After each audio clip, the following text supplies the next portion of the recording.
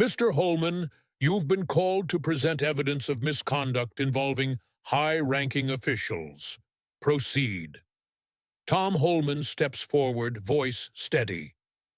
Mr. Chairman, members of the committee, American people, what I'm sharing isn't theory. It's verified data from Hunter Biden's device, messages, records, transactions. This is about influence, concealment, betrayal at the highest level. He holds up a single page, text projected behind him. A message from Hunter Biden's phone to Henry Zhao, tied to the Chinese Communist Party. I am sitting here with my father. We'd like to understand why the commitment hasn't been fulfilled.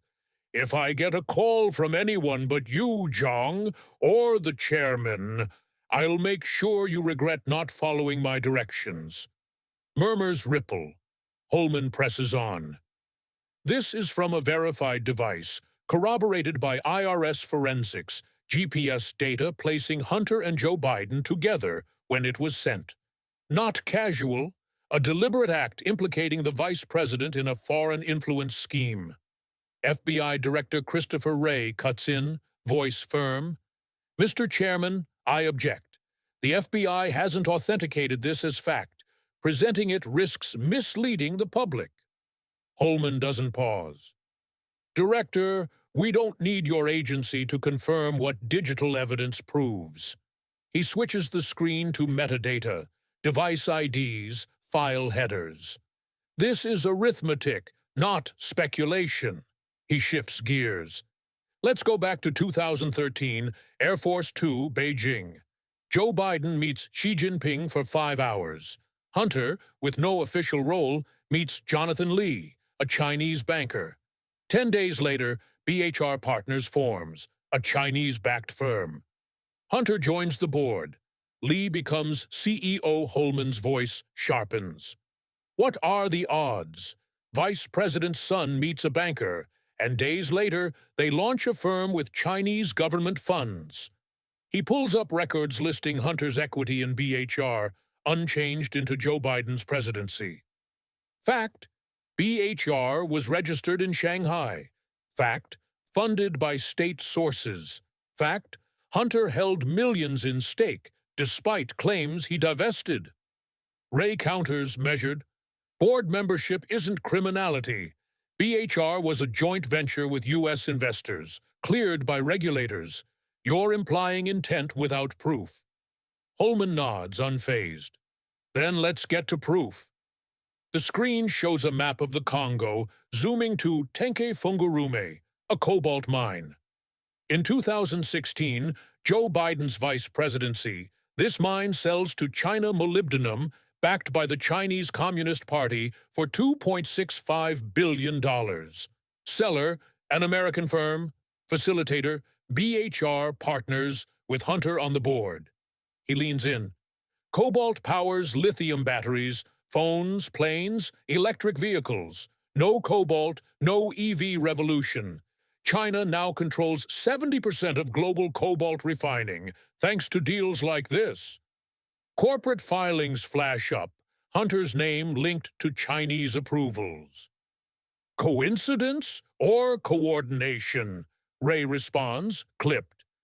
No evidence Hunter directed or profited from this sale. Board membership isn't complicity. Holman doesn't blink. Then explain CEFC China Energy, BHR's co-financer in the cobalt deal. An email from Hunter's laptop appears, dated May 13, 2017, detailing CEFC equity splits. One line, 10 held by H for the big guy. CEFC wasn't just a company, Holman says. It was Chinese statecraft, its chairman a Beijing proxy. He faces the committee. While Joe Biden shaped U.S. policy, his son chased deals with figures we confronted, and the FBI, under Director Wray, looked away. He pulls up an FBI document, FD 1023, 2017, confidential. This alleges a Burisma executive paid $5 million to Hunter Biden, $5 million to the big guy to influence Joe Biden.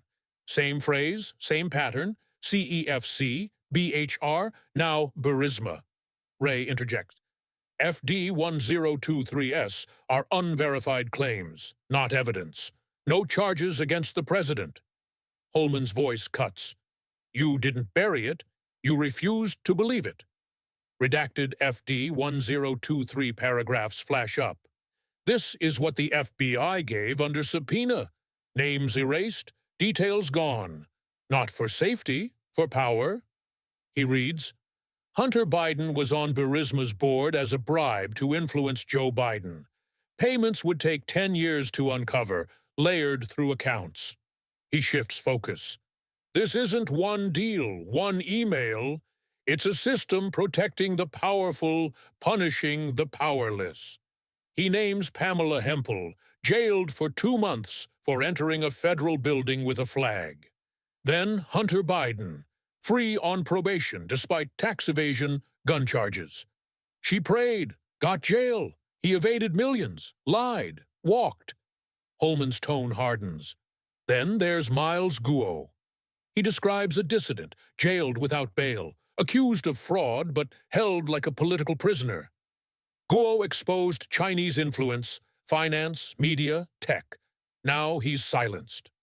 He turns to Wray. Director, you were once Guo's counsel. Now you oversee his jailers. Why? Ray's voice is stone. Guo's indicted for wire fraud, prosecuted independently. I was recused, per ethics. If you're alleging CCP influence, show evidence, not patterns.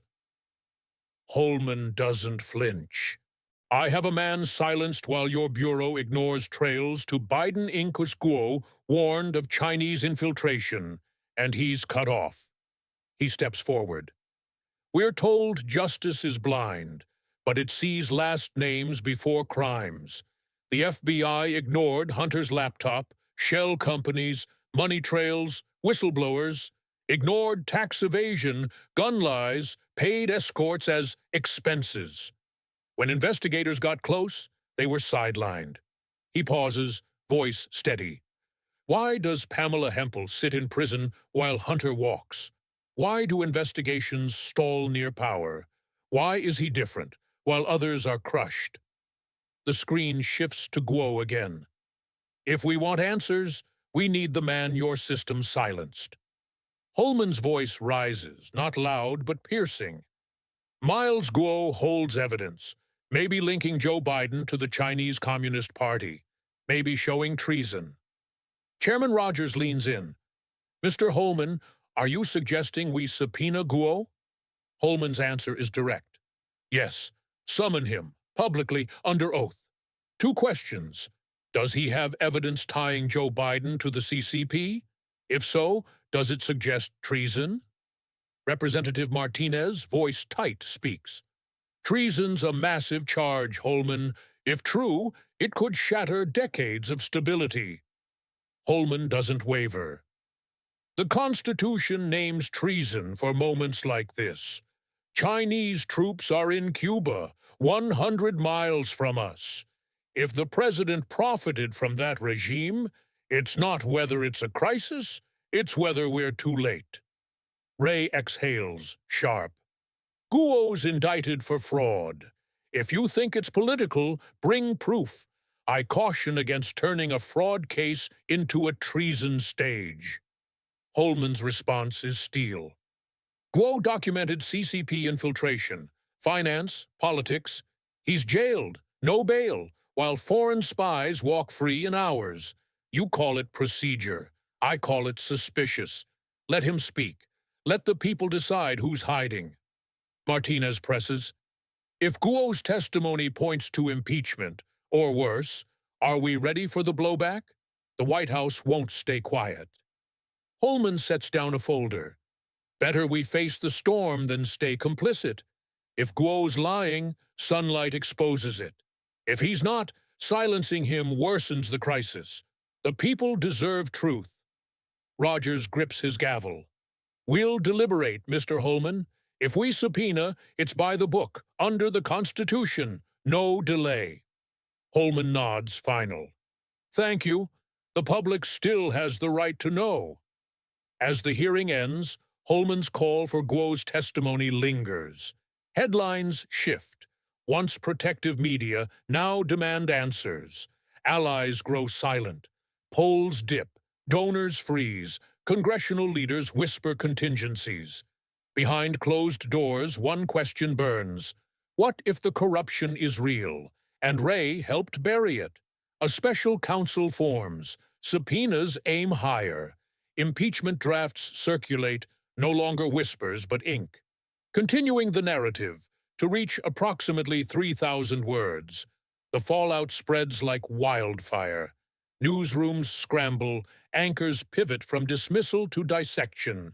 Social media erupts, hashtags trending. Number sign Biden Inc., number sign Holman hearing, number sign Guo speaks. Posts on X amplify Holman's words, sharing clips of the message to Zhao, the FD 1023 fragments, Guo's name. Some call it truth unveiled, others political theater.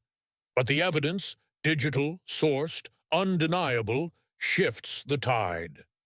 In a Capitol hallway, Martinez corners Rogers. If we bring Guo, it's a Pandora's box. The White House is already circling wagons. They'll paint us as conspiracists. Rogers' voice is low. They can't paint away records, Maria. That laptop's real. The payments, the board seats, too many dots connect. If Guo's got more, we can't ignore it. Martinez hesitates. And if he confirms Joe took money from Beijing, we're not just talking resignation. It's trials, markets crashing, China watching. Rogers meets her gaze. That's why we move fast. By the book, but no delays. Across town, Wray briefs his team at FBI headquarters. Holman's got the committee's ear, he says, voice clipped. They're pushing for Guo. We need to control the narrative, stick to process, not politics. An agent speaks up. Sir, the laptop's verified. Emails, some payments. We've had it for years. Why didn't we act? Wray's eyes narrow. We act on evidence, not rumors. No charges stuck because no proof tied the president to crimes. Holman's fishing and Guo's a wild card. Stay focused. But whispers circulate within the Bureau. Agents who worked the Biden case, sidelined, reassigned, share X posts anonymously. FD 1023 wasn't just one source, one writes. We had corroboration, but orders came to stall. Another, Guo's files were flagged in 2020, never followed up. The committee reconvenes, cameras rolling. Rogers opens, voice firm. We've reviewed Mr. Holman's testimony. The allegations, foreign payments, influence, cover-ups, demand answers. We're issuing a subpoena for Miles Guo to testify under oath. Holman, seated in the gallery, nods slightly. Martinez, across the room, scribbles a note. This is it. No turning back. Guo's name trends globally. X posts explode. Some hail him as a hero, others call him a fraudster. A leaked memo surfaces, allegedly from CEFC, mentioning H and the big guy. Analysts debate its authenticity, but the timing fuels suspicion. At the White House, Press Secretary Fields questions. The president denies any wrongdoing, she says, voice tight. These are recycled allegations, politically motivated. Hunter's business was private, not public. A reporter presses. What about the FD 1023? The big guy? The cobalt deal? She deflects. No evidence supports those claims. The president's focused on leading, not distractions. But cracks show. Donors pull back, citing optics. Senate allies skip calls. A House Democrat leaks to X. If Guo talks and it's real, Joe's done. We're prepping for Kamala. Holman meets a whistleblower late at night, a former IRS agent who verified Hunter's laptop. "There's more," the agent says, handing over a drive. "Bank records, shell companies, transfers to Biden-linked accounts, not just Hunter." Family Holman scans the files. "Why now?" The agent's voice is low. "Because Guo's subpoena changes everything. If he talks, they can't bury it anymore." The hearing for Guo's testimony looms. Wray testifies again, under pressure. "Guo's case is separate," he insists. "Fraud, not politics. His claims about Biden are unverified, like the FD 1023 Holman, recalled, fires back." "Unverified? You had the laptop, emails, payments, Guo's warnings, years of signals ignored. Why?" Wray's response is icy. "We don't chase theories. We need proof." Holman holds up the new drive. "Here's proof. Transfers from CEFC to Biden accounts, 2017 to 2019. Not Hunter's, Joe's relatives. Explain that." The room buzzes. Wray pauses, then, "If authentic, we'll review." "But chain of custody matters." Holman's voice cuts through. "Chain of custody? The public's trust is what's broken. You buried warnings, Director. Guo's our last chance to know how deep this goes." Guo's testimony day arrives. He's brought in, voice calm but urgent. "I have evidence," he says. "Records of CCP payments to Hunter Biden, funneled through BHR CEFC. Some reached the big guy. I warned years ago, Beijing owns influence here." Rogers presses. "You're saying Joe Biden took money?" Guo nods. "Yes. Shell companies, layered transfers. I have names, dates, accounts." Martinez leans forward. "Treason, Mr. Guo. That's the charge implied." Guo's answer is direct. "If taking enemy money to shape policy isn't treason, what is?" Wray objects. "This is unverified, Mr. Chairman. Guo's indicted. His credibility's in question." Holman rises final. "Then let the records speak. Guo's files match the laptop, the FD 1023, the transfers. Deny it, Director, but the truth's out." The hearing ends, but the nation doesn't pause. Ex-posts share Guo's words, the drive's data. Special counsel expands, subpoenas hit Biden allies. Impeachment drafts gain signatures, polls collapse, markets wobble, allies abroad watch. Holman steps away, mission done. "It's not about me," he tells a reporter. "It's about what they hid. The people decide now." But one question lingers, unanswered. If Beijing holds the tapes Guo mentioned, 17 recordings, 2 with Joe, what leverage do they wield?